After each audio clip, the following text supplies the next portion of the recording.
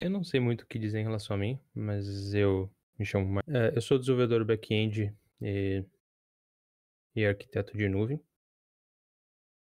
Eu trabalho em relação principalmente com nuvem, com AWS. Em relação a back-end, já trabalhei com Python, Go, JavaScript, Rust, mas o ponto principal que eu quero trazer aqui para essa conversa é a ideia da refatoração. Não só o quesito do que é em si, mas como que a gente pode utilizar, o que a gente sabe ou que a gente vai aprender com a refatoração para poder escrever de forma melhor e entregar um resultado melhor. Que seria o que eu trouxe aqui, a questão de ciclo de desenvolvimento, mas que eu queria falar principalmente da parte de desenvolvimento mesmo. Porque se for pensar, acontece muito de quando tu tá fazendo alguma coisa que tu não tem tantas ideias dos detalhes da implementação, de tu acabar fazendo e refazendo, mexendo, apagando o código e recriando, várias vezes. Uma forma interessante de reduzir isso é de tu só fazer funcionar, sem se preocupar com performance, sem se preocupar com design pattern, sem se preocupar com quase nada. Por quê? Tendo o código pronto, integrado, que funciona, é muito mais fácil de tu pegar, olhar para aquele código e ver pontos de melhoria. Ver onde que tu pode ver onde não está legível o suficiente, onde que seja interessante de extrair alguma coisa, de reduzir o tamanho, de documentar e coisa assim, de aplicar algum um design pattern, daí vem da da aula que o José trouxe em relação ao Solid. O que eu quero comentar aqui é um pouco mais pro lado de, digamos, do código mesmo. Então, utilizar a refatoração depois de terminar a integração em geral é uma boa forma de fazer uma forma mais saudável, digamos assim. Em relação à refatoração, eu quis trazer 3 pontos aqui. Em relação à indentação, digamos assim, de algo muito aninhado, que em português pode ser que uma palavra que não seja comum, mas em inglês é nested. E nested eu acho que seja uma palavra mais comum de ter sido ouvida por vocês. Outro ponto é a questão de nomear as coisas, que eu vou te dizer, isso é uma grande dificuldade, nomear as coisas. JP, inclusive, hoje estava tendo um debate ali sobre como nomear um arquivo, né, JP? E é uma das partes mais difíceis que tem, mas tem algumas coisas em relação a a regras, não técnicas para ajudar, mas sim regras que é interessante seguir para o próximo cara que pegar entender o que tu fez. Em relação a comentários também é um outro ponto interessante. Ah, não tem pergunta ainda. Então, em relação à pergunta, JP, tu falou só olha o chat de perguntas, é isso? Deixa eu ver se É, tem alguma o solicitação para chat o de Paulo. perguntas, o MangoJay não Uhum. subiu. Aí eu tô anotando as perguntas aqui num bloquinho de notas. Aí Ah, tá. depois eu dou um Ctrl-C, Ctrl-V no seu privado, qualquer coisa. Tu não tem acesso ao chat de perguntas para escrever lá? Ah, eu posso escrever lá também. Pode ser. É Tem que não subiu o alguma, bot, entendeu? ah, tem, tem alguma pergunta já nesse momento sobre isso? Ah, não. O pessoal concordando mesmo. Beleza.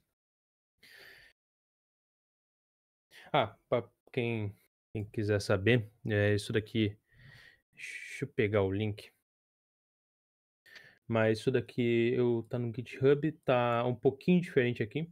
No final da aula, se eu ver que já tiver da hora, eu vou dar o commit, que eu acabei mexendo um pouco com orientação, nos erros de português e tal. Vou mandar o link aqui no chat. Eu vou mandar ali no dúvida sobre ela, na real. E eu acho que não é o canal certo, deveria ser o canal lá dos professores, mas beleza. Tá aqui, eu mandei ali. Que é basicamente são os markdowns aqui que eu escrevi, isso daqui, para me ajudar a guiar e auxílio visual. E que eu estou usando o Obsidian, é uma ferramenta bem legal para anotações. Então, para quem, quem queira saber, é o Obsidian, essa ferramenta. Em relação unnested, nunca aninhado ou never nested. Isso é uma coisa curiosa, por exemplo, no nas regras de escrita do Linux, se eu não me engano, tem um limite de 3 de indentação, então não pode ter, digamos, 3 tabs, e para forçar isso, eles botam a quantidade de espaço nos tabs, que normalmente é 4 para 8, para ficar ainda mais evidente, muita coisa aninhada. Então, uma curiosidade em relação a isso, né, de que para certas ocasiões o pessoal até é um pouco mais radical em relação a isso, mas por que que isso é ruim? Porque coisa que está muito aninhada, muito profunda na cadeia, tu tem que manter um contexto, muito grande na tua mente mesmo do que está acontecendo ali, porque tu tem variáveis que tá dentro de se tem um for triplo, sei lá o quê, pode ter muita, variáveis que tu não sabe o início dela, de cor. Então realmente fica mais difícil de ler. Então tudo em geral aqui, trazer em relação à faturação, é principalmente a questão de leitura. Então aqui tem um exemplo de um código.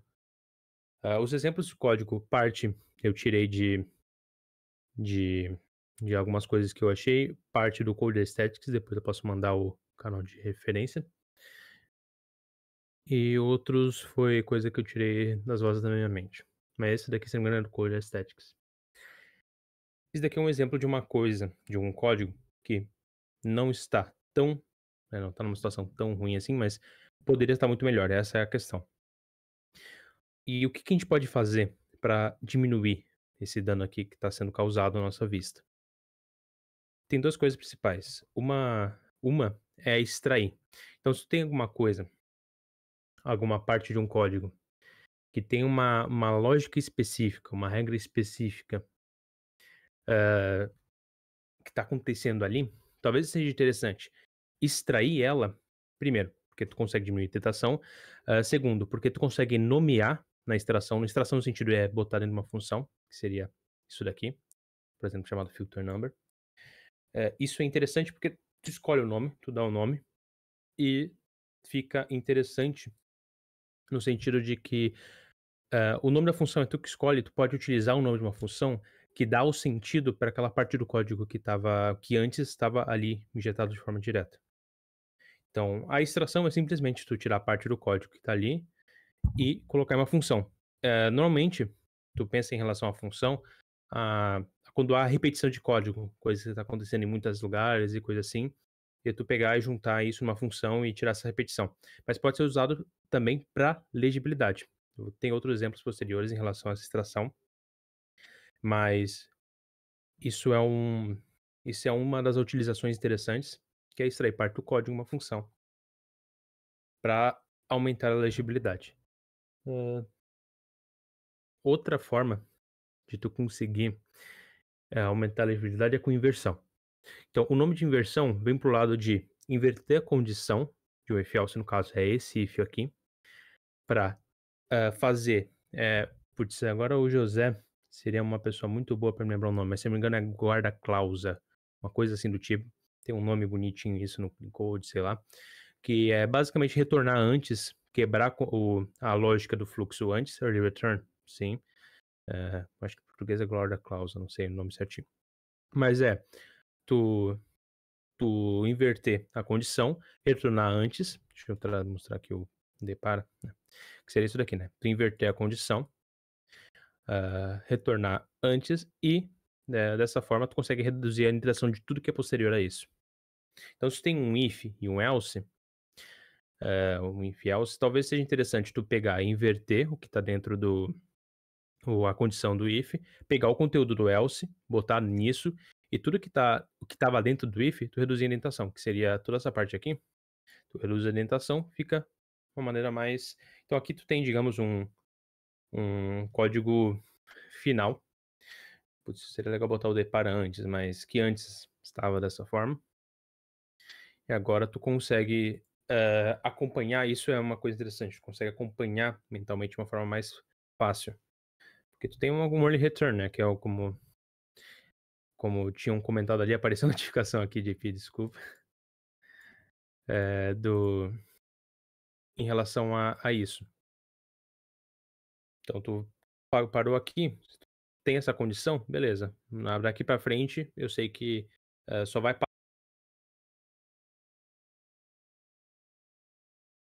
caso é quando for maior, né, o top for maior que o bottom, e vai acontecer esse cálculo aqui. Então, antes que tinha 3 níveis de orientação, vamos lá contar, parte difícil, claro, na função, né, 1, 2, 3, digamos assim, tu consegue só reduzir para 1. Então isso, nesse código que cabe na tua tela, pode ser que não faça tanta diferença, mas quando tu tem um negócio que parece um Hadouken, putz, meu Deus, deixa eu pegar um auxílio visual aqui em Eu relação a mandei isso. no, eu mandei no chat. O quê? O Hadouken. Pô, tu mandou aqui no chat. É isso Aham. daqui. Porra, Aham. cara, eu não vi o chat, eu te juro. Eu comentei, mas eu não vi o chat. É exatamente isso. Quando tu tem um Hadouken dessa forma, cara, é só invertendo mesmo pra tu conseguir. Claro que aqui tu pode juntar os ifs, né? Agora, né, claro que isso aqui é um meme, né? Mas vamos lá. Tu pode juntar a condição também quando ela tá em cascata. Isso, principalmente no Java, se não me engano, a ideia vai te ajudar em relação a juntar a condição. Isso é uma coisa que eu não tinha pensado, mas também é uma forma de tu reduzir. Ou simplesmente, né, tu inverter. Ah, se não tem isso, daí tu dá um return da mensagem vazia. E vai indo. Aí tu vai fazer todas as condições de que se não que são que é se não se passar nessa condição do que é necessário, dá um early return e tu consegue, né, evitar essas brincadeirinhas aqui. Que, pô, eu te dizer, pra ler um negócio eu já encontrei coisas muito parecidas, já fiz coisas parecidas no que eu me arrependo há anos atrás, mas que quando tu pega depois um negócio desse, é difícil. Porque o que acontece, pode ser nem sempre a questão da legibilidade é uma ferramenta bom para trabalhar em equipe, mas também é uma forma de conservar teu código de uma maneira mais, decente, digamos assim. Porque se tu pegar o teu código e deixar de uma forma, digamos, mal escrita, no momento que tu tá fazendo, beleza, mas aí dá umas 3 semaninhas pra tu pegar aquele código novo, aí tu vai ter que ler o teu próprio código pra lembrar o que tá acontecendo. Poxa, vai dar uma tu vai querer cometer autoextermínio, né. Então, uma coisa aqui que é interessante em relação à inversão, tem alguma pergunta em relação a isso, JP? Por enquanto? O João fez uma perguntinha lá no chat. Deixa eu ver aqui.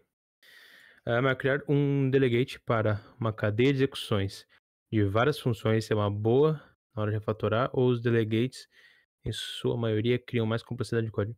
Delegate. Delegate, o que seria isso? Deixa eu dar uma googlada aqui. Isso é Não sei se é o conceito do Java ou o quê. pelo que eu tô vendo, é uma coisa própria do C Sharp, cara. Deixa eu dar É uma um olhadinha. pattern. Tem no Refactoring Guru? Eu entrei foi na documentação da Microsoft aqui. Não tem Refactoring Guru, não. Tem outro Disponibilidade da nome isso? referência de método. Eu vou te mandar o link. Delegate é quando você seta uma função em variável. Seta uma função... Ah, tipo função anônima. Esse aí. Porque às vezes é só a nomenclatura que muda, né? Sobe um pouquinho aí que ele tem Que uma explicação. delegate, O que é um puta merda. delegate? Aí, ó. Nossa, isso é Reference to só. methods of core parameter list and return type. You can associate instance any method compatible signature and return type. Tá, isso daqui, calma, isso daqui é uma coisa específica do C Sharp, em relação à tipagem da função. Em outras linguagens pode ser diferente, tá? Questão da tipagem. Tu consegue abstrair, normalmente nas linguagens tu consegue abstrair uma função pela tipagem. Vou dar exemplo do Python. Se tu consegue usar a tipagem do callable. Callable. Nossa, eu escrevi type pra dizer a tipagem de uma. Que é isso daqui? Pra dizer a tipagem de uma função. Então, cadê o callable? Puta, aqui não tem nenhum exemplo. Como usar por aqui? Também não tem nenhum exemplo. Tá, mas é basicamente tu tem se não me engano, o primeiro argumento é o input da função e o segundo argumento é o output dela. Mas eu imagino que seja uma coisa assim, aquela função não é só ela, mas sim pela assinatura dela, pelo que ela recebe de input e output, correto? JavaScript eu consigo... Caramba, peraí, tem um textão ali em cima. Ah, tá, foi o negócio ali. JavaScript, por exemplo, consigo colocar uma função dentro de uma variável. Seria a mesma coisa do C Sharp. No caso, receber como parâmetro, a função receber como parâmetro ela. Negation pattern. Ah, beleza, deixa eu ver aqui. Class, val, bounds, toggle. Tá, peraí. Class window delegates inherit perform rectangle object. Que porra é essa? Run area. Mouse.area. Ah, tá. Entendi. Tá, isso daqui é meio que uma injeção de dependência. Método abstrato também, pode dizer, mais uma coisa assim. Mas daí varia de função de, de linguagem a linguagem. É um ponteiro de função. Sim. Pelo que eu vi ali na parte do Leguedes, me cheirou a isso, mas pelo exemplo aqui no Wikipedia pareceu um pouco diferente. Mas sim, por exemplo, polimorfismo, tu consegue fazer polimorfismo no C dessa forma mesmo. Então, tu consegue ter orientação a objeto no C, mas com function pointer. Então, tu diz, tipo, tu deixar pro usuário implementar, seria tu receber um ponteiro de uma função que vai ser executada. Então, é um exemplo de como na época que tu usava as ferramentas que tinha, né? Uma outra coisa em relação à inversão é a inversão de operadores lógicos. No caso, especificamente de AND e de OR. Cara, eu não fui atrás de prova em relação a isso. Eu aprendi dessa forma. Depois, pra achar a prova, eu acho que é mais pro lado de tabela da verdade que qualquer outra coisa. Mas, se tu inverter um AND, tu consegue... Se tu quiser, né? Vamos lá. Se tu quiser trocar um AND por um OR, tu consegue substituir ele caso tu aplica o operador NOT tanto nas entradas quanto na saída. Aqui tem um exemplo, né? A, E, B é igual a não, abre parênteses, não A ou não B, fecha parênteses. Isso daqui é útil na inversão? Nesse caso aqui específico, por exemplo, quando tem um if que tem algum tipo de operação, em vez de tu só... Claro que isso daqui seria igual se eu fizesse isso daqui, ó. Por exemplo, então tu fazer um not A, N, B. Poderia ser isso daqui também. Só que é equivalente em relação a equivalente lógico tu fazer dessa forma. Que seria aplicar deixa eu deixar. Eita! Nossa, o negócio comentado foi esquisito. É equivalente a deixar dessa forma. Delegate. Aqui mandaram do... Qual seria o ganho disso, assim, tipo, na legibilidade, em nisso desempenho? daqui? É. Isso daqui é interessante, principalmente pela questão da legibilidade, porque é um pouco mais direto um negócio assim. Quando tem uma expressão mais complexa, se tu separar para ou, tu consegue, por exemplo, quebrar. Então, vou dar um exemplo. Aqui eu poderia fazer dessa forma, mas eu também poderia fazer assim. Not A, not B. Poderia ser feito dessa forma também. Então, tu separar em múltiplas condições, quando tem um if enorme, tem exemplo de um if enorme, mas tu separar conseguir separar dessa forma. Então, com o end, tu não conseguiria fazer isso, por exemplo. Com o ou, tu consegue quebrar. Porque tanto se for A ou quanto for B, vai retornar zero. No caso, não for A, né? Entendi.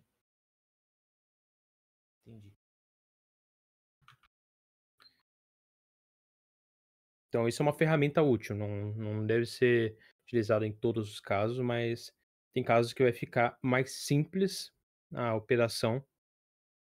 Vou dar um exemplo. Se aqui já for, por exemplo, not A, not B. Daí faz mais sentido ainda.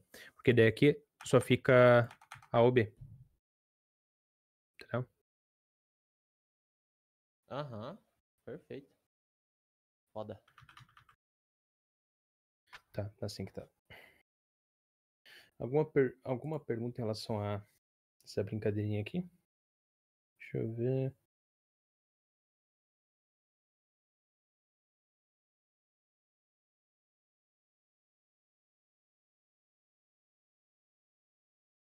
Tá. Isso daqui da do encaninhado e coisa assim do tipo, tu pode ser utilizado num contexto dentro de uma função mesmo, mas tu pode basicamente tu vai usar essas coisas que eu vou trazer num contexto mais menor mesmo, mais menor não, né, num contexto menor, dentro de uma função, dentro do código em si. Agora uma dificuldade que eu vejo, cara, vou mostrar aqui esse código aqui, da onde que ele vem. Se tu pesquisar aqui, Iterative Quicksort, porque, pô, né, fazer recursivo é meio complicado. Tu vai no primeiro link, que é do Geek for Geeks, pega aqui o código Python, eles mudaram. Nossa, mas não era assim não, tá? Eu te juro que não era assim, tá? Isso daqui Ah, não era eles assim. escreveram você, pô. Pro Michael Cara, eu te Henry. juro, não tava tipado, mas tava com LH. Eu te juro que tava com LH. Não tem como ver aí o histórico. Tem um site que dá pra você ver o histórico de alteração de um site, mas convém agora. Pô, mas Depois a eu gente te faz. juro que isso daqui tava com LH, viado. Tá. Pelo jeito eles mudaram, mas aqui tava com um LH, eu falei: "Mano, que porra que eles fizeram?". Se eu for em outra linguagem, daí eu fui ver que era low e high, mas em Python especificamente tava com LH. Então beleza, eles mudaram, tanto, né, que é uma prática tão ruim que eles pegaram e mudaram, né, beleza. Tanto pode ver, né, o código é bem parecido. Só tirei comentário e coisa assim. Então isso daqui é a parte da função de partição, para achar o pivô quicksort. O ponto principal estava com LH. E cara, eu não sabia, e só Deus sabia o que que era L e H. Daí eu fui descobrir que é low e high. Não precisa, em geral, tu não vai pagar por caractere, então, pô, bota o nome um pouco mais escrito.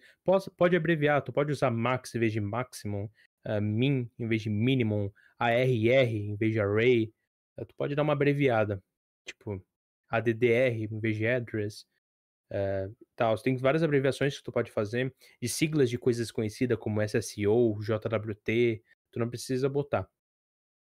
Mas casos assim, uma variável só, se não for um contexto dentro de um for, tu não precisa. Mas aqui no caso tem um LH e também tem um X. O X não tem um significado, pelo menos para valor. Para Y e J, sabe que é um número, beleza. Mas X não tem muita coisa. Então esse daqui é eu, no caso, né, renomeei. Botei o X como high value.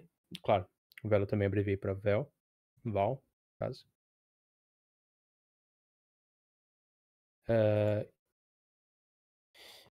Só que aqui tem mais coisinhas que dá para brincar. O que acontece? Dá para mexer aqui de uma forma de dar nome aos bois. Esse i não faz muito sentido. Tu consegue fazer o seguinte. Se tu for observar, ele retorna i mais um, que seria o pivô. Correto? Tu consegue fazer uma brincadeira de forma que tu retorne o mesmo resultado, porém tu dê o mesmo resultado, só que tu consiga nomear o que esse i é. Como assim? Se eu começar aqui tirando esse menos um, beleza, ele vai começar com menos um. Ele vai começar com um a mais, né, do que o normal.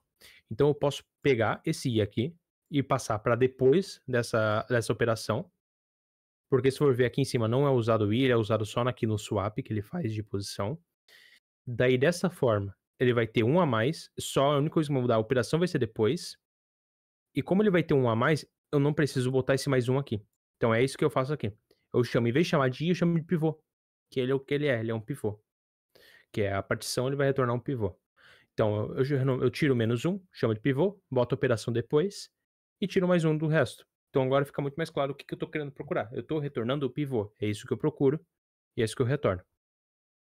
Isso já não é um pouco muito em relação ao nomear, mas é uma forma de tu manipular o código para tu conseguir dar o nome aos bois, para tu conseguir que nesse caso, realmente, eu tive que manipular o código, eu tive que dar o mesmo resultado, só que não é tão óbvio assim e tals, mas, fica mais claro de ver o que que é um i chamado pivô, e eu não posso chamar de pivô aqui em cima, porque ele não é o pivô é i mais um, é isso que ele retorna. Então é por isso que eu prefiro fazer o código dessa forma, para que, eu consiga colocar um nome mais decente, um nome que tenha um sentido realmente em relação a esse algoritmo, que é um que é um algoritmo que basicamente vai varrer ali, pelo que eu sei, da direita para a esquerda, né, do low para o high,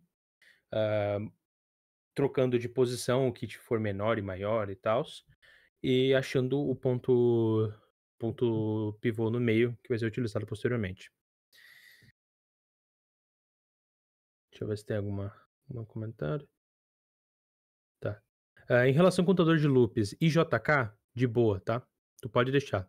Que até aqui, como eu deixei de utilizar, eu até troquei o nome do range aqui pra i. Cara, é uma convenção de tão antiga, cara, tu chama de beleza, não tem problema, tu já vai saber que é um número, que é um índice de um loop, do J tu vai saber que talvez seja o I já está sendo utilizado, o próximo é o J, e assim vai. Então Isso não tá tem problema nenhum enraizado, né? chamar de oi? Isso tá enraizado, né? Tipo, o cara começa Tá de repente enraizado, o If sim. e o Hello World. É o pacote que vem junto. Então tu já tá intrínseco na programação, I é para iterador de loop, J também, se o I não estiver disponível e assim vai. Então não tem problema. Aqui é o que que é importante? Tu não deixar esse contexto ser muito grande. Porque quando é assim, 4 linhas, esse i só vive por 4 linhas. Quer dizer, 3, né. Ele é declarado aqui, ele vai até aqui. Depois disso, ele não existe mais. Então quanto menor for o contexto, menor o nome de variável e menos informação que tu precisa fornecer. Agora, por exemplo, o pivô, que ele vai do começo ao fim da função, é mais interessante tu trazer mais informação do que significa essa variável, porque, pô, ela tá presente em todo o código aqui, né. Então pra loop é principalmente por causa disso, porque o contexto é pequeno, o escopo é pequeno, tu consegue ver isso na tua tela. Isso é uma coisa importante também, eu não coloquei aqui, depois eu vou colocar. Deixa eu anotar aqui, espera aí. Então, um é o ponto de junção de if, e outro ponto, tamanho de chama de código. Não é muito interessante, tá, o a tua função ser maior do que a tua tela. É interessante ela ficar ali dentro dos limites, né, do escopo da função, da definição dela, daí, cada linguagem vai se definir de outra forma, mas até o return caber na tua tela. Porque, cara, quando tu tá com algum problema com aquela função, é muito legal tu parar ali, largar a mão do mouse, pegar um cafezinho e ficar tomando e olhando pra aquela função, sem ter que ficar scrollando pra cima e pra cima e pra baixo, entendeu? Ou ter que se dividir a tela em 2 e sei lá o quê. Principalmente para legibilidade. Tu conseguir parar a função, né, aqui ó, nesse caso aqui, e tu lê ela por completo, é importante. Então isso é uma coisa que tu vê bastante em codebases, de linguagens mesmo, tu vai na biblioteca padrão das linguagens, normalmente vai ter isso. Tem exceções como tudo na vida, tipo, se for um quesito de performance, sei lá o quê, porque se tu separar, extrair, botar em outro código vai ficar mais lento, coisa assim, beleza. Mas é interessante o pessoal já tá falando ali, é só comprar monitor vertical. Pô, vamos ser inclusivo, né, pessoal? E o pessoal que não tem. Então, se tu tem monitor vertical, beleza, mas pessoal que não tem. Mas é isso, a questão do tamanho da função não, não leva tanto pro coração, mas, tem um certo limite, vai. Agora tem uma função de 500 linhas, daí já é um pouco sacanagem. Já vi função de 1000 e poucas linhas. Porra, aí já viu maiores, Blois? Caramba. 1000 linhas é triste. Um outro ponto em relação à nomeação, isso é uma coisa que acontecia muito antigamente, talvez tem gente, né, das antigas que ainda tem esse hábito de colocar o tipo da variável no nome no parâmetro da variável. Hoje em dia não é mais necessário. Então tinha algumas práticas de botar, sei lá, o B para bool, sei lá o quê, notação húngara. Isso, obrigado. Não é necessário principalmente porque existe LSP. eu deixei o link aqui, então a Language Service Protocol, quando tu passa o mouse em cima da variável, tu vai ter ali qual que é o tipo dela. Mas aqui um outro exemplo, tem casos, principalmente quando o tipo não é o suficiente, por exemplo aqui, que é, pô, delay in seconds, recebe o inteiro pode ser, pô, delay, se eu botar delay int, pô, em que unidade de medida? É segundos, microsegundos, nanosegundos, horas? Tem tanta informação, então, aqui nesse caso, o in seconds seria interessante. Porém, daí, para esse mesmo caso, hã, talvez tenha algum tipo que representa melhor. Por exemplo, time delta no Python, ou duration no Go, eu gosto muito de chamar duration, hoje também. Daí para cada linguagem vai ter o seu tipo de duração, né. Que daí, claro, ali tu já tem o tá gravando? Eu acho que sim. O tipo de duração e então, esse é um exemplo em relação à tipagem, como quando é necessário tu botar não só tipo, eu digo de booleano e coisa assim, mas ter que qualificar o que significa aquilo, talvez seja interessante escolher um tipo que já carrega isso no próprio tipo, que já garanta que não vai ser utilizado de forma correta. Então esse aqui é um exemplo. Aqui, nesse exemplo aqui, tem uma forma também de inversão. Eu prefiro que isso daqui não seja assim, tá? Daí é um pouco da minha preferência de quando tem um for assim, com uma verificação de if, para mim fica mais fácil eu quebrar. Eu fazer o early return no for, que seria o continue, né? Que é tu consegue fazer isso no for, inverter a condição e dar um continue e tu manter o resto do if numa indentação anterior. Eu prefiro fazer isso. Eu não sei se alguém. Eu gostaria de saber a opinião do Pedro em relação a isso. E aí, Pedrão? Quiser, Só quiser porque eu comentar sobre. tentar puxar ele aqui pra cima. Porque isso é Mas uma cadê o coisa que convite? eu sinto que não sei se é Aí, ó, bom em puxei. todos os casos, mas é uma coisa que eu acho que eu tenho preferência de optar por isso. E aí, Pedrão? Cara, é duvidoso, assim, é duvidoso. Porque nessa parte vai favorecer o debug, né?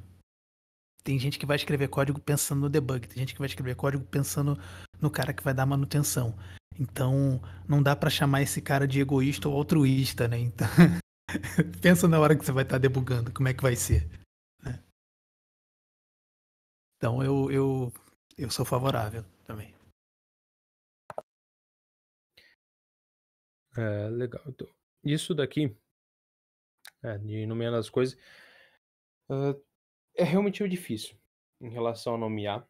Agora, trazendo um pouco mais para o lado, digamos, subjetivo da coisa, é interessante quando tu vai nomear algo, uma classe, um arquivo, uma função, uma variável, que tu consiga trazer o máximo de informação possível, claro, não sendo tão extenso assim, mas que dê nome aos bois, digamos assim, que tu consiga dizer, pô, tipo, não chamar, sei lá, uma classe de útil, um arquivo de útil, um módulo de útil, uma uma função de calc, sabe?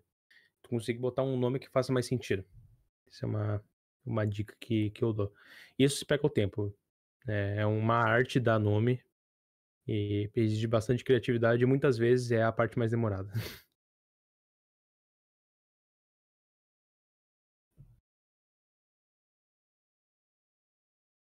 Deixa eu tem alguém querendo falar? Deixa eu trazer pra cá. Opa, E só para aí? dar um exemplo no que vocês estão falando, né? Eu acho que é uma situação bem curiosa e é uma parada bem difícil de se refatorar, tá? Vai ser meio que uma historinha, então peço desculpa se eu me alongar. Claro, Lá na claro. empresa a gente trabalha com PDF, tá? A gente gera PDF com PH pesada. Eu sempre conto essa parada aqui, né? Mas enfim, a gente gera PDF. E como é que funciona, tá? Eu trabalho com venda de plano de saúde e isso envolve algumas entidades, né, que influenciam na regra que aquele PDF vai ser gerado, tá? Como nesse caso a gente vai ter, por exemplo, operadoras, né, que são os que fornecem os serviços, né, médicos, etc. Você vai ter corretoras que fazem o intermeio, né, entre a operadora e o cliente final, que pode ser uma outra empresa, pode ser você, ou pode ser um coletivo. Aí, nesse caso, a gente pode falar de coletivo, por exemplo, uma entidade que representa um coletivo empregatício, né? Enfim. E também pode ter o plano. A gente pode ter um PDF específico para aquele plano, tá ligado? E também pode ter um PDF geralzão. Então, ou seja, só aí na tua mão eu te dei 4 variáveis, quatro ocasiões que isso varia, tá? E assim, é tudo feito na mesma função e são tudo feito na mesma função. E na verdade tem mais uma, tá? Que é a função responsável por gerar o JSON, né? Por quê? A gente tem o PDF, a gente tem um JSON que mapeia os pontos daquele PDF. Então pense realmente em uma coordenada XY e ele tem um textinho, né? E aí você, quando você junta os dois, você escreve naquela localização. E o que vai ser escrito e aonde vai ser escrito ele é pareado com chave-valor, né? Então você vai ter um payload contendo as chaves e os valores, outro payload contendo as coordenadas e a chave, e aí você faz essa interligação aí pela chave e é dali, né? E aí, enfim, são 2 funções, e para vocês terem ideia, o VS Code trava. Ele não consegue me ajudar com o linting, né? Ele não aparece lá o que essa função o que o echo faz, os caralho. Enfim, é uma porra de se trabalhar, né? E aí, qual é o meu maior problema hoje? O meu maior problema hoje é que justamente por ser a mesma função que faz tudo, quando dá problema em um, você pode ter certeza, é você mexer que quebra todo o resto. Quebra todo o resto sempre. Aí a minha pergunta é, qual seria o passo a passo para abordar um monstro desse, tá ligado? Tá, isso é E uma você coisa pegou seu interessante. colo. Eu acho que que bom que o José entrou aqui, que a primeira coisa que isso cheira, isso tudo, é a questão de gestão de dependência. É tu ter formas diferentes de trabalhar, digamos, de vários if elses, dependendo da ocasião, para fazer a mesma coisa, correto? Em algumas partes. Sim, eu tenho muito if else, muito if else, muito. Demais da conta. A gente tem muito if else, mas o que a gente tem muito lá? É muito if else. Tipo assim, é muito if else. Sim, eu acho que o primeiro ponto é tentar separar, porque o que acontece, essa função que tá mais para uma atrocidade, um crime contra a humanidade, acumula uma quantidade absurda de responsabilidades, e isso precisa extrair. Eu acho que o primeiro ponto é realmente tu tentar extrair isso em outras funções mesmo, uma forma inicial, só para tu conseguir botar isso na tua tela, porque eu imagino que isso daí deve ter mais de 1000 linhas, se não mais de algumas milhares de linhas, né? Mais de 6. 6.000 linhas. Mais de 6 mil Deus linhas. te acuda. Então, extrair em relação à função, o primeiro passo, principalmente para tu conseguir separar as responsabilidades ali. Nesse momento, quando tem um negócio extraído, tu vai ver, vai ter uma função lá, sei lá, gerar falou que gera relatório de plano de saúde, como é que é? Não, gera um PDF de contrato. Um PDF de Tá. contrato. E tá, vamos dizer que na parte tu vai ali montar as entidades que dependendo do cliente, tu vai fazer uma coisa diferente ali, né? Eu tenho 4 situações gerais que mudam as regras. Sim. A primeira Isso é uma coisa geralzão. interessante. Se for pensar, o que ela vai fazer? Ela vai retornar entidades. Uhum. Tu vai retornar entidades. Então, se for pensar, o procedimento é o mesmo. Só que caso a caso é diferente. Então, isso cheira muito a inversão de dependência. De tu ter uma forma que daí eu te recomendo um vídeo muito bom, claro, que tem a grande aula do mestre José, que ele trata sobre isso, mas em relação de conteúdo adicional, tem o Code Aesthetic, que ele fez um vídeo muito bom de gestão de dependência, tá em inglês, que ele trata uma coisa meio parecida, uma pipeline relativamente grande. Eu vou mandar aqui no dúvida sobre aula. Mas ele Só um minuto, chefe. Só um minuto. Mas vai pesquisando aí, que é rápido. Eu queria mostrar aqui a questão gráfica. Aqui. Deixa eu ver se ele Tem uma parte melhor. Que é a questão dessa parte mesmo, de tu ter uma pipeline que vai fazer várias coisas e tal, e tu vai realmente injetando. Esse canal é muito bom. Ele tem um auxílio visual bem interessante nesse sentido. E eu acho que isso, como tem um negócio já muito grande, né, já tá estruturalmente prejudicado, atacar o macro seja uma forma melhor. Porque daí depois que o macro tiver já bonitinho, já separado o negocinho, fazer as factories para construir lá o teu, sei lá, gerador de entidades pro teu PDF, tu já consegue separar e não quebrar o teu código, não é tipo quebrar uma coisa, quebrar tudo. Tô aqui de novo. Vai estar bem mais separado. Que realmente isso é uma das principais dores, né? Quando tu tem uma função de 6.000 linhas, quebrou uma coisa, quebrou tudo. Né? Basicamente, né? Em geral, pode ser que não seja regra, né? Mas tem a chance disso acontecer, de quebrar uma coisa, quebrar tudo, é grande. Não, assim, pra quem nunca trabalhou com uma função de 6.000 linhas, é horrível, tá? Principalmente quando você recebe uma task, tá? Você faz e você manda pro seu cliente, né? E aí o seu cliente aprova e você bota em produção e quebra, né? E aí você olha com cara de taxa pro cliente, o cliente olha com cara de taxa para você e fala, e aí? Né? E aí dá uma merda do caralho, enfim, por coisa muito boba e evitável. É, tipo, ridículo. Eu peço o pessoal aí que tá de plantão, que gravou a aula do José, manda o link aqui da aula do José, que ele fala sobre a injeção de dependência. Se alguém tiver o link, é muito bom para esse O caso. pessoal Então, já mandou ali em cima o vídeo e o repositório. Aí, ó, mandaram. obrigado. Aí, fechou, mandaram de novo. Incrível. Então, não sei se é o Wii, eu acho que é o Wii, né? Não, acho que é o D de Dependency Injection. O Wii de injeção não é muito complicado. Mas eu acho que esse é o seu problema, né? Porque como tá um problema muito grande, é melhor atacar nele de uma forma maior. Não adianta tu tentar reduzir indentação e coisa assim, porque, putz, já é uma coisa, um problema maior, né? Já é uma coisa que tem que ser separada de uma forma mais estrutural mesmo. Então essa é a minha opinião em relação a isso. Se alguém quiser acrescentar mais alguma coisa, é só pedir pra entrar no palco. Eu acho que, se não me engano, tem algum botão aqui embaixo pra pedir pra entrar. Tem um botãozinho aí pra pedir pra subir no... Deus me livre. Ó, eu peço que vocês observem que tá tudo verde. pra Isso aqui é subir. string. Eu vou subir ele. E aí, se ele zoar, eu tiro. Já subiram, né? Não. Já. Eu mandei. Opa! Salve, rapaziada. Boa noite aí pra Salve. vocês. Meu Boa nome é noite. Diego. Meu nickname tá aqui como Dorks.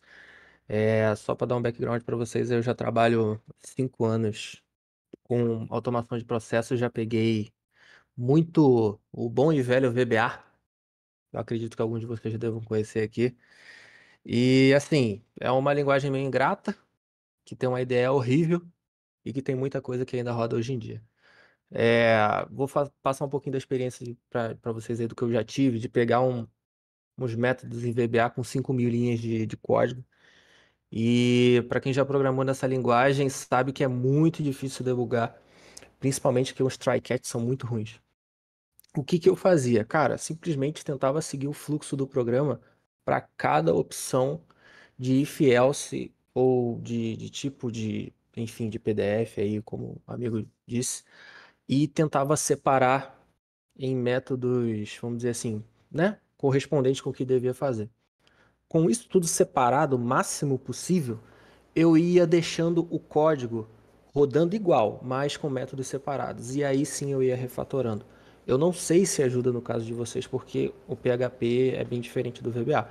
Mas o que eu posso dar de dica é: tenta separar, mas mantendo o código, como que eu posso dizer, sendo chamado igual. Eu não sei se eu fui claro, mas você vai criando funções, separando de cada uma, de acordo com a sua necessidade, e vai testando.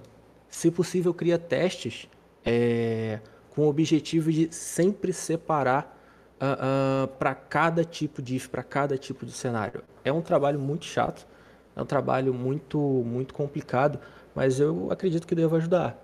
Foi dessa forma que eu lidei, né, com os códigos que eu peguei e eu não sabia nada, não sabia nada de VBA, eu fui trabalhando dessa forma. Ajudou em 90%.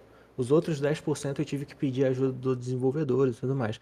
Mas no geral, eu acho que isso ajuda muito. Separar, mantendo sempre os métodos de acordo com as suas necessidades, mas mantendo tudo igual, só em separando os métodos e ver conforme o fluxo da aplicação, o fluxo da entrada de dados, onde ele vai bater. E aí sim você tem uma, entre aspas, uma possível noção de como resolver os problemas. Eu não sei se ajudei muito, mas tá aí Sim, sim. meu pouquinho da experiência. Obrigado. Valeu. Valeu, mano. É triste o caso do Bloise, mas é mais ou menos por isso.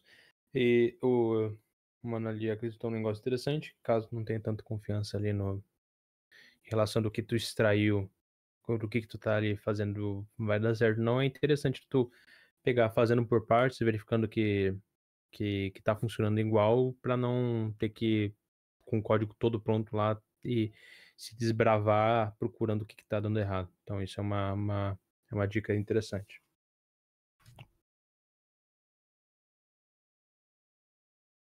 Aqui eu posso arranjar alguns inimigos que é sobre comentários.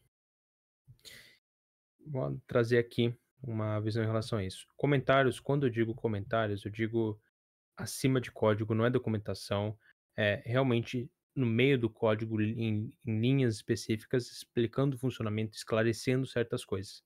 Documentação, que é no caso topo de função, classe, arquivo, isso é de suma importância para tu deixar claro de como é utilizado, edge cases e coisas assim, tá. Então comentários eu digo especificamente, que não tem nenhum comentário, né, mas especificamente no seria interessante colocar os comentários aqui, vamos deixar essa observação também aqui. Colocar os comentários, beleza. Então aqui algumas situações que pode acontecer, de tu sentir a necessidade de colocar um comentário. Por exemplo, tem if status igual a 5. Tu pode sentir a necessidade de colocar assim, explicando, pô, não, status 5, 5 é porque é o status de mensagem enviada, sabe? Daí vem a noção de números mágicos ou qualquer literal, basicamente. Pode ser uma string, pode ser um número, qualquer coisa que é uma constante. Tipo pi, coisa assim. É interessante tu extrair, botar como constante e daí utilizar ela de uma forma nomeada. Então é mais ou menos a ideia de extração mesmo. Porque daí, extraindo, tu consegue dar o nome aos bois. Tu consegue dizer, ó, o 5, na verdade, é o status de mensagem enviada. Então, números mágicos é uma coisa que acontece e que pode ser facilmente melhorada com algo do tipo. Agora, uma brincadeira dessa daqui, um if enorme. Como é que tu faz quando tu pega uma brincadeira dessa? Cara, isso daqui é doloroso. É doloroso para a vista, difícil. Mas o que tu pode fazer, primeira coisa, é a extração também. Olha a palavrinha voltando aqui, né? Mas tu pegar operações aqui que estão acontecendo, separar em partes, umas partes que tu reconhece, tu consegue tirar, separar, e dar nome aos bois também. Então, por exemplo, messageuser.id igual a range Então, o que isso daqui significa? Qual que é o significado disso? Então, qual que seria o comentário daqui, né? O comentário daqui é dizendo o seguinte: esse if aqui é o seguinte, o usuário pode atualizar o texto se ele for o dono da mensagem, se ele for o autor da mensagem, se a mensagem foi enviada nos últimos 5 minutos ou se ele for ADM. Poderia botar um comentário assim, mas dá pra fazer melhor. Por que eu digo fazer melhor? Eu acho que uma coisa que eu não comentei, né? Comentário pode ter bug. E comentário, tu não vai ter ajuda da IDE dizendo que o que tu referenciou ali, o que tu nomeou não existe, sei lá o quê. Então, por causa disso, principalmente, de poder ter bug, poder ser deprecado e coisa assim, é melhor tu escrever em código, expressar em código. Em código tem LSP, tem verificações, coisas que podem garantir que tu tá escrevendo tá correto. Pelo menos que as coisas existem. Então, aqui é um exemplo de extração. Então, essa parte aqui, que significa, né, se o usuário é o autor da mensagem, pode colocar uma variável chamada user is author, né, o usuário é o autor. Uma outra parte aqui, por exemplo, que verifica, que é essa parte aqui, que verifica se é recente, né, se a mensagem foi enviada nos últimos 5 minutos, tu pode colocar em uma outra variável. Uma coisa interessante aqui, que tá os 300, tá escrito na mão, que pode colocar é dizer assim, ó, no outro número mágico, né, message update time frame. E aqui tá errado. Pronto. Tava aqui em 50 ali. Então, que é a janela de tempo que tu pode atualizar uma mensagem, que é no caso de se é uma mensagem muito antiga, eu não posso editar ela mesma, digamos assim. Então, é um outro número mágico que pode ser colocado ali e colocado lá no topo da função, caso se eu colocar em play, né, depois, né, pode colocar talvez em configuração alguma aplicação assim do tipo, que caso seja necessário mudar isso, tu acessa a configuração, variável de ambiente, ou, né, se é uma já tá nascendo agora, pode estar lá no topo do código mesmo. Mas é interessante ter algum sistema de configuração. Outro ponto é se o usuário é ADM, se o tipo dele, né, é um administrator. Também pode ser extraído e colocado aqui. Então, isso é uma regra de negócio explícita em código, que também pode ser extraída, porque o que acontece? Isso daqui representa se o usuário pode ou não editar a mensagem. Então, tu pode realmente agrupar isso em uma função. Tipo, can edit message pode editar a mensagem. Que retorna lá o booleano dizendo que se ele pode ou não editar a mensagem. Daí tu pode simplificar, né, ali o uso da tua vida, caso tu queira fazer esse tipo de verificação em mais lugar, mas principalmente para dar nome aos bois. O que que Sif está fazendo? Ele está verificando se o usuário pode editar a mensagem. Então fica bem mais claro o uso e o que está acontecendo. Então aqui é a mesma coisa, só o código, né? Em vez de estar no if aqui, ele está retornando na função, mas é a mesma lógica. Tipo, as sessões, deixa eu ver se tem alguma pergunta. Tem alguma pergunta? Até o momento não, cara. Só o pessoal conversando mesmo. Beleza. Michael, uso ternário. Acho bem bacana para reduzir o código. O que você acha? Então, o Só falar de problema... pergunta até aparece uma, né? Essa pergunta já gerou discussões. Cara, qual que é a minha opinião? Para definição de valor, não é tão problemático. Só que é fácil de, quando tu usar o ternário, ele estourar e virar, sabe, tipo, virar ilegível. É muito fácil. Então usa com muita moderação. Ideal, se é possível, tu não usar. Se não for ficar tão, sabe, tão extenso assim o teu código. Porque realmente é aquele negócio, né? Para virar um buraco negro de inteligibilidade é fácil.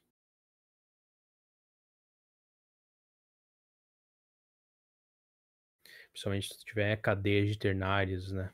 Se tiver um if, else Aí é if. bizarro, cara. Oi? Quem faz isso aí tem que morrer, mano. Daí bota um ternário dentro de um outro. Pior que tem isso, né? Eu vou pegar Já. um bagulho que eu tô debugando aqui. Depois eu mando no chat pro pessoal ver. Como toda regra, tem exceção. Tem vezes que comentários são importantes. Tem vezes que não tem jeito. Que é basicamente, qual que é a exceção? Tu tá fazendo, tem que ser feito dessa forma, mas aparentemente não é a forma mais legível. Uma delas é otimização de performance que não é tão óbvio. Aqui, por exemplo, em vez de estar fazendo um for e sei lá o que, tá fazendo digamos, desenrolando o loop, porque isso é mais rápido que fazer um for. Então, para algumas ocasiões assim, é interessante tu deixar um comentário dizendo, foi feito isso, isso e isso, porque vai ter um ganho de performance, porque para esse caso, né, faz sentido. Então, se eu pegar um exemplo aqui, se eu pegar aqui sort rush, eu não ia falar muito de rush, mas eu quero mostrar em relação a isso para mostrar como existe exceção. Se eu for pegar aqui, eu vou encontrar, eu entrei num bagulho de VEC aleatório. Mas eu vou usar o bagulho de VEC mesmo. Eu vou encontrar. Deixa eu botar aqui. Aqui, Claro, isso ó. aqui tem muita documentação, mas eu quero mostrar aqui a existência de comentários, ó. Por exemplo, aqui, ó. A capacidade nunca é menor do que o tamanho. Então, então não tem nada para fazer quando é igual. Então, tem vezes que não é óbvio. Que é interessante deixar um comentário. Não é. Não, aqui, ó, outro exemplo também, ó. Comentário é maior que o código. Então, é legal, principalmente quando é um projeto grande, né? Como isso aqui é a implementação de vetor do Rush. É bem interessante isso. E outro caso que é interessante é quando tem. Deixa eu ver se eu tenho aqui. Papá.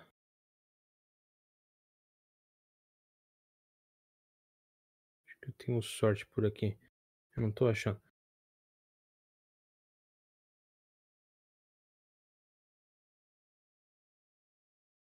Caralho, onde é que tá o sorte aqui? Eu tenho quase certeza que eu passei por ele.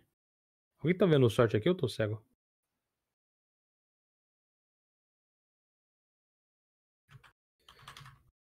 Pera aí.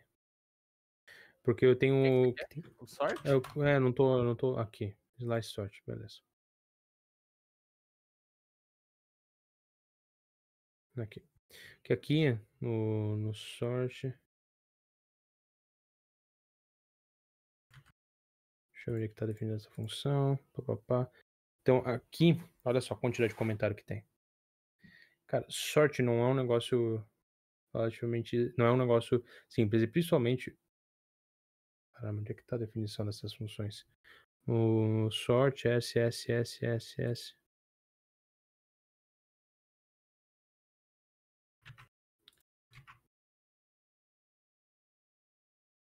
Ah, tá aqui. Então, o que eu queria mostrar aqui, eu não quero mostrar de Rush, mas eu quero mostrar que tem outro caso que é interessante. Por exemplo, aqui, Partitioning Blocks. O algoritmo de Storage Rush é uma mistura de muita coisa. Não, tem, tipo, de edge case acima de edge case ali, para ter o melhor, o melhor caso geral. E eles implementaram um algoritmo específico. Para quando é um algoritmo específico, alguma coisa em relação à matemática, coisa assim, nada custa tu deixar a referência, deixar um comentáriozinho com o link. Que é o exemplo no PDF sobre a partição em blocos e tal. Tem um paper aqui do Block Quicksort. Então,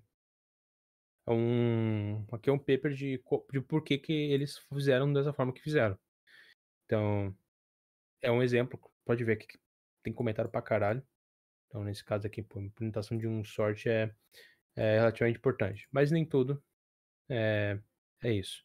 Então, aqui é exatamente esse código aqui que eu queria mostrar. Que aqui tem o paper aqui linkado na documentação, mas poderia estar no meio de um comentário, caso fosse uma coisa mais localizada. Em questão de conteúdo, que eu ia trazer era isso. Deixa eu ver se tem... tem alguma pergunta? Cara, Eu teve um uma desenho. perguntinha que eu vi que eu anotei. Ah, Mas nem sei se o cara tá mais aqui. Eu vou copiar e colar aqui no chat de novo a perguntinha dele. Essa sobre aí. programação, deve preocupar em deixar o código bem aninhado ou só fazer funcionar para aprender? Acho que foi esse. Acho que foi bem naquela hora que tava explicando os bagulho do if. Uhum.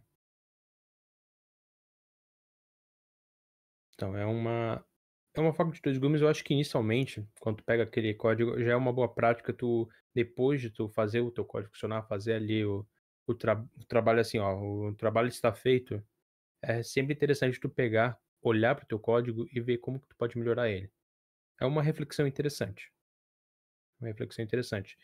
E daí pro pessoal que é júnior, pro pessoal que tá iniciando e já tá trabalhando, cara, tenta arranjar, se não tem, né, um code review.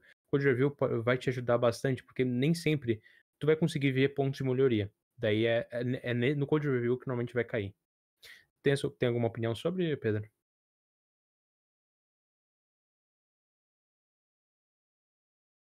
Pedro só está aqui, o José veio. E aí, José? Olá, boa noite, gente. Boa noite. Meu microfone tá funcionando bem, Ai, tô me ouvindo Tá. legal. E Alto e bom Beleza. som. Bom, eu cheguei, não sei se eu cheguei na metade, não sei se eu cheguei no final, eu sei que eu cheguei tarde, eu tive que sair, tive um compromisso, mas estou por aqui, tá? Eu queria só acrescentar algumas coisas aqui, Michael, que você falou. Você elucidou bem aqui e ilustrou bem o que você estava falando. Acho que a grande maioria entendeu e só o que eu tenho para complementar, tá? Claro. Eu entrei mais ou menos na conversa com o Bloise, na redução de ifs, a complexidade de um método e tal, que não sei o quê. Uhum. E olhando para o chat e o próprio comentário dele e as conversas depois, eu tenho algumas coisas para falar a respeito, tá? Espera só um pouquinho. Desculpa. Refatoração, gente, é uma coisa que não é uma coisa que me encanta, mas é uma coisa que me deixa bastante contente. É refatorar código, por incrível que pareça, eu gosto de refatorar código, tá? No que o Bloise falou, que ele tem métodos grandes com uma grande quantidade de ifs, essa coisa toda, existem alguns partners, tá? E eu vou até falar alguns deles, mas que eles ajudam a fazer essa redução de ifs, tá? A própria inversão de dependência ou a injeção de dependência que o Michael falou também contribui pra caramba, tá? E quando eu estou refatorando, eu vejo algo que tem assim, eu falo, poxa, tem muito if aqui, eu queria remover um pouco de if desses métodos.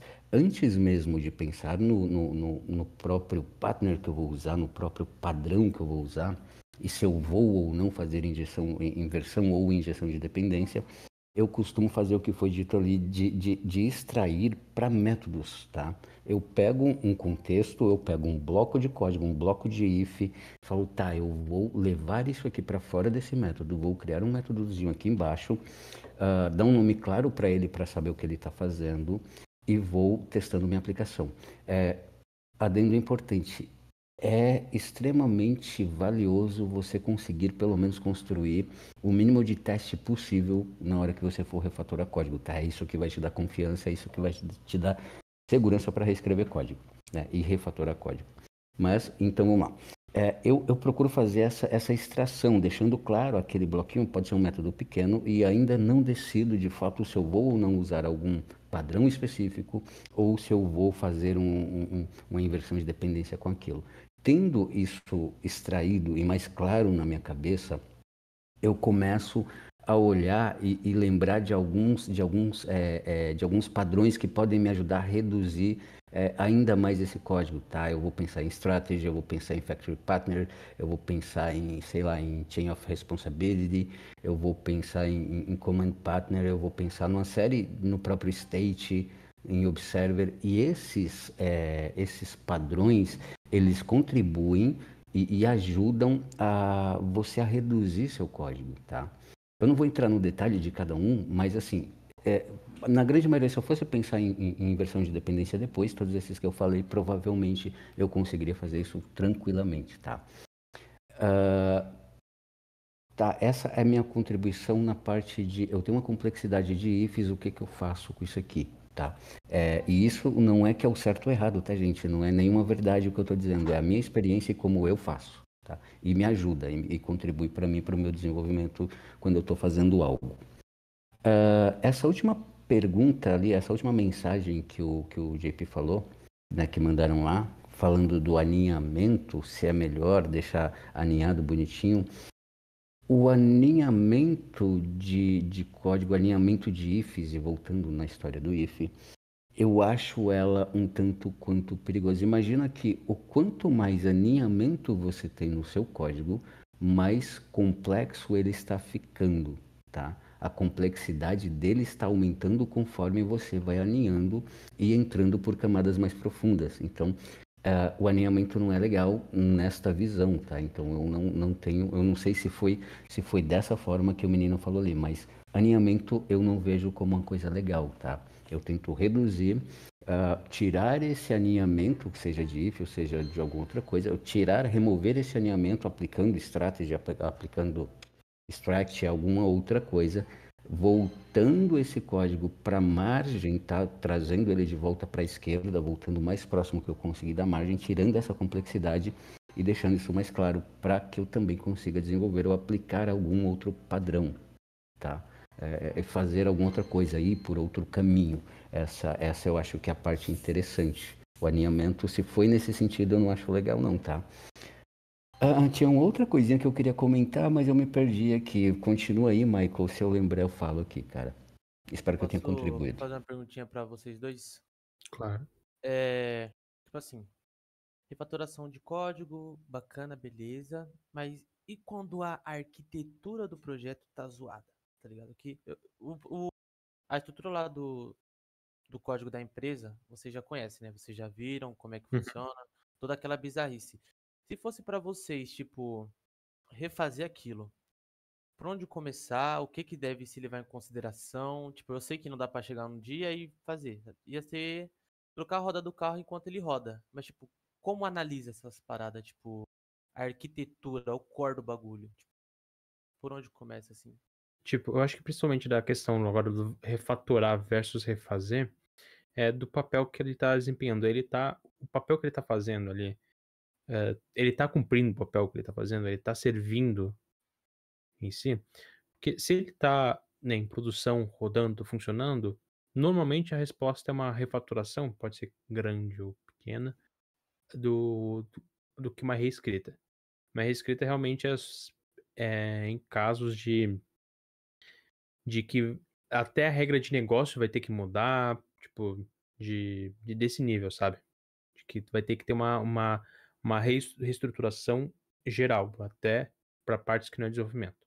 Mas, num caso, por exemplo, do Bloise, no teu caso, dá para aplicar, no caso, a refatoração. Daí, na refatoração, eu não digo só em questão de extração e coisa assim, mas também do que o José trouxe, que é de tu conseguir identificar ali os padrões de injeção de dependência dos patterns, né, alguns que ele citou, para ajustar, deixar a estrutura um pouco mais, digamos, firme. Porque o problema principal, por que que a gente usa esses patterns, por que que a gente usa tudo isso, é realmente para deixar um negócio mais estável, mais rígido, a por que que eu vou falar uma palavra que eu não sei falar? A Pô, eu não sei como, eu não tenho outra palavra na cabeça, o meio ambiente, sei lá, intempéries, eu acho que é assim que se fala. Pode dar outros centavos, José? Eu acho, tá? Eu acho que assim, uma coisa importante nesse sentido, tá, o JP, primeiro, primeiro de tudo tem que ter uma análise bem técnica e bem detalhada para conseguir se definir o que é um problema de arquitetura, tá? Qual que é o meu problema arquitetural e se eu tenho esse problema, tá? Porque você imagina que quando nós vamos falar de arquitetura, a gente está subindo aí para um nível mais alto, olhando para a aplicação como um todo, tá? Na questão de framework, na questão de banco de dados, na questão de infraestrutura como um todo, tá? Na aplicação como um todo. Então, é preciso definir e preciso estudar bem o que é um problema de arquitetura, o que é um problema de arquitetura e o que é um problema de design, o que é um problema de padrão de projeto, o que é um problema de engenharia, tá? Muitas vezes você tem um problema de engenharia, e somente de engenharia, e às vezes você tem problema de engenharia misturado com arquitetura. O que eu quero dizer com isso? Às vezes você tem um problema de limitação de um framework, tá? Se você tem um problema de uma limitação de um framework, e dentro desse framework você tem código mal escrito, né, mal projetado, aí você tem, na minha visão, você tem um problema de arquitetura, tá? Porque a decisão de usar tal framework foi talvez equivocada, talvez foi mal planejada, então você tem um problema de arquitetura, tá? Dentro do framework eu não sigo, se fosse em PHP, tá? Vamos falar de PHP, que é o mundo que você vive. Eu não sigo PSRs, eu não sigo padrões, então eu tenho um problema de engenharia também, tá? Eu tenho um problema de design de software. Então, sabe, então é preciso que isso fique muito claro na hora da decisão de tipo, ou eu refatoro, ou eu refaço.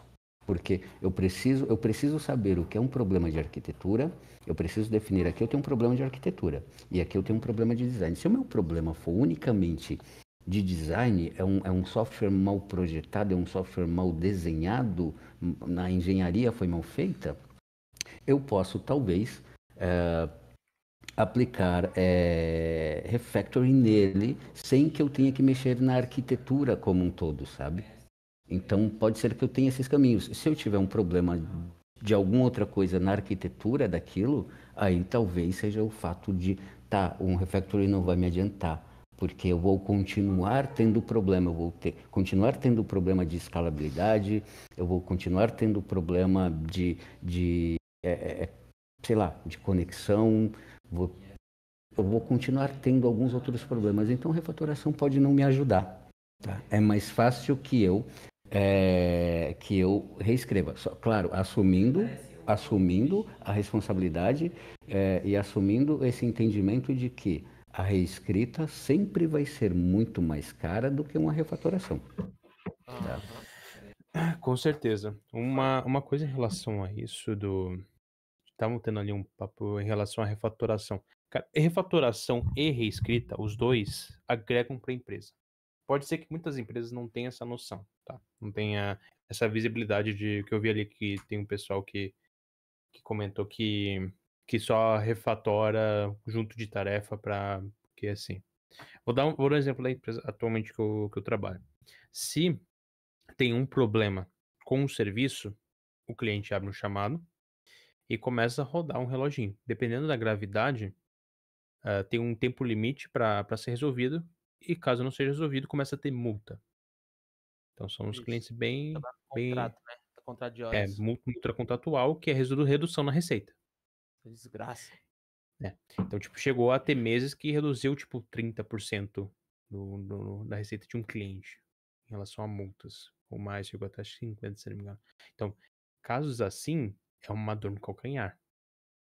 E se isso acontece com uma periodicidade alta, com uma frequência alta ao longo dos anos, já dá para até mesmo o gestor já começa a sentir, cara, isso daí tá com um problema enraizado, sabe? Então daí em casos assim, não adianta só uma refatoração, botaram 20 pessoas diferentes, botaram a mão e não resolveu, tem que partir para outra. Isso daí tem que mandar o código antigo de arrasta para cima e fazer um outro. Então, esse é um exemplo do sistema que eu tô fazendo no momento, né? Que é um sistema, eu tô refazendo todo o sistema de notificação da empresa. Então, só vou falar mais uma coisinha só para não estender muito mais essa Claro. aula. Tipo assim, o bizarro é que, tipo, não é que o software inteiro tá num padrão estranho. É que cada arquivo tá num padrão diferente. Tá ligado? Então, um cara foi ali e escreveu de um jeito. O outro cara foi lá e escreveu do jeito dele. Então, um mesmo arquivo tá com duas escritas diferentes. Às vezes é tão. Eu já mostrei, às vezes é tão bizarro. E tem variado Uma opção de IP nesse caso, uma das soluções nesse caso é que sem tentar, por exemplo, eu não sei o tamanho de equipe, o tamanho da empresa, a complexidade da empresa, mas eu estou falando de uma forma geral, tá? Nestes casos, é importante que a equipe ou a empresa, ou o CTO, ou qualquer dessas pessoas mais técnicas sentem, definam o que você poderia chamar de, sei lá, o que a gente pode chamar de style guide. Não seria se esse seria o nome correto para isso, tá? É determinar o que a gente tem no design, como que chama, style... Eu fugi o nome da cabeça agora, fugi o nome da mente aqui. Mas, enfim, é preciso que, nestes casos onde cada lugar, cada pedacinho, cada arquivo, cada pasta não tem um padrão a ser seguido, tá? Não é legal, tá? Aquela velha historinha, se não tem padrão, o padrão está dado, não é legal, tá? Então, Style Guide, eu acho, Design System, isso, Design System, né? Se existe o Design System para uma aplicação de front-end, por que pra gente também no back-end não pode existir uma espécie de style guide, sabe? Então defina, fala assim, gente, peraí assim, olha só, eu tô vendo que a gente tem um problema, a gente não segue um padrão e fica difícil de manter isso aqui. Fica difícil de dar manutenção, fica difícil de sustentar essa aplicação. Por que a gente não senta? Vamos tirar aí uma sexta-feira, uma quinta, vamos sentar, passar 1 hora batendo papo, se a gente consegue definir, ou pelo menos começar a desenhar o que a gente chamaria de style guide, tá? Este é o padrão, minhas classes vão começar a ter este nome, minha estrutura física de pastas vai começar a ter isso aqui, tá? Eu não estou nem falando de conceito lógico, eu estou falando só de organização de arquivos, sabe? As nossas nomenclaturas, então classe vai ser em camel case, ou vai ser, sei lá, ou vai ser em babel case, vai ser, não me interessa, mas pelo menos um padrão precisa ser definido, sabe? Isso é muito importante para quando a gente pensa em manutenção, em manutenabilidade de código, tá? Quando não agora se vai tem isso, é ficar, complicado. agora vai ficar mais fácil porque meio que só eu estou dando suporte pro software da empresa e só tá eu lá, literalmente. Tem a sprint, só tem eu, cara. E aí Vai vai receber uma sprint pra si literalmente. próprio. É O literalmente. Luiz quer O falar Luiz quer um falar. negocinho? Manda Eu quero braba aí, ouvir Luiz. Fala, pessoal, Eu, boa noite. boa. também. Boa noite. Queria agradecer aí. Não, a maioria das coisas que comentou aí, graças a Deus, já tem aplicado já. Queria comentar justamente o que o José comentou aí, tipo assim, quando eu entrei na empresa onde que eu tô, tipo assim, praticamente tinha muito dessa questão aí, tinha gente que usava muito o if, pessoa que programava de um jeito, alguns faziam de outro. Aí o que eu sugeri foi a gente fazer uma reunião mesmo para estabelecer justamente esse style guide aí mesmo, para todo mundo assim chegar a desenvolver no mesmo padrão, que aí facilitava até o code review e tal, porque aí vai tendo um padrão para você fazer. Então a gente melhorou bastante coisa assim. De uma questão que ele comentou aí, é porque, tipo assim, na onde que eu trabalho tem os microserviços, né? Aí geralmente que a gente tenta justamente definir um padrão aí, seja de estilo, a, o design pattern, a gente tenta seguir, mas tem muitos que são muitos antigos, aí acaba ficando legado, às vezes quando você pega para mexer, você tenta otimizar, né, o máximo possível, mas é isso aí. E agora, geralmente de código, por exemplo, igual o exemplo aí, que tinha muito if, tinha um rapaz lá do front-end que tinha muito disso. Aí a primeira coisa que foi juntar com ele lá foi começar a separar em função mesmo, separar a dependência mesmo, e criando funções para cada coisinha ali já ajuda bastante, né, a fazer essa separação. Aí é mais fazer essas reuniões mesmo para compartilhar, porque às vezes o cara, né, não fez sempre assim, ou então não tem uma pessoa para revisar, para ajudar. Aí acaba que vai seguindo aqui dali. Aí essas reuniões de alinhamento é importante. Aí é isso aí. Esses alinhamentos, eles são de extrema importância para uma equipe, né? De ter, eu acho que ter um style guide, né? Uma definição, mesmo que mínima, de como você vai conceber sua aplicação, de como você vai construir, como ela vai ser, como isso vai seguir, é bem interessante, principalmente quando as equipes começam a aumentar, tá? Quando você está trabalhando sozinho, você tem uma equipe pequena de 2, 3 devs, talvez isso não seja tão complicado, tá? Dependendo do tamanho. O JP está ali quase sozinho na empresa e ele tem uma dificuldade bem grande, mesmo a equipe sendo pequena, porque a aplicação já se tornou grande o suficiente para aquilo ser um problema, tá? Quando isso acontece, desculpa, numa equipe pequena e ainda está se nascendo uma aplicação, um software está nascendo ali, está sendo criado, esse tipo de problema é difícil de enxergar. Quando chega numa aplicação de médio para grande porte, ela vai chegar muito rápido, né? Isso já começa a ficar mais evidente. Então, é necessário que essa organização exista, tá? Por menor que ela seja, ela precisa existir. Em algum momento ela vai precisar existir. E em contrapartida não. O que eu tenho para dizer, JP, para você nesse sentido de que sua equipe é pequena, E você é praticamente o dono do produto, né? Você é praticamente o dono do produto onde você está. Você está ali para tomar decisões e muitas decisões a gente vê e sabe que você toma. Nesse sentido, eu não sei se é bom para você, tá? Ou ruim. Eu acho que em certos pontos pode ser bom, e em alguns talvez sejam não tão legais, tá? Ponto bom que eu vejo, ponto bom que eu vejo é que você está numa posição que esta conversa que a gente está acabando de dizer, fala assim, vem cá, vamos sentar e vamos conversar a respeito disso e vamos definir um padrão aqui que a gente vai seguir, né? E não estou nem dizendo qual padrão, sugerindo qual padrão, estou dizendo que ele tem que existir, tá?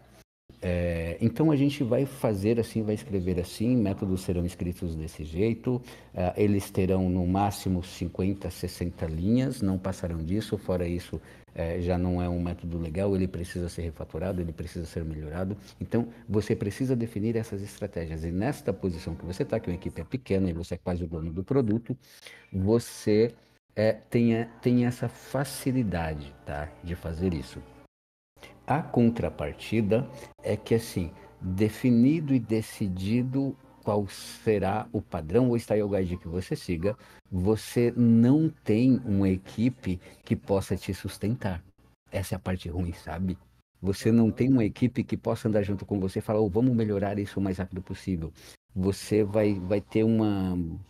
Embora você veja a coisa acontecendo, você vai ter aquela sensação de que, poxa, o que eu estou fazendo não está dando certo, porque não está evoluindo, sou só eu, sabe? Então, por isso que eu falei, tem seu lado bom e seu lado ruim, tá? Mas assim, eu acho que no final das contas, lá na frente, o ganho vai ser significativo, mas é um processo demorado, principalmente no início, é bem complicado. Não sei se eu consegui ajudar, tá?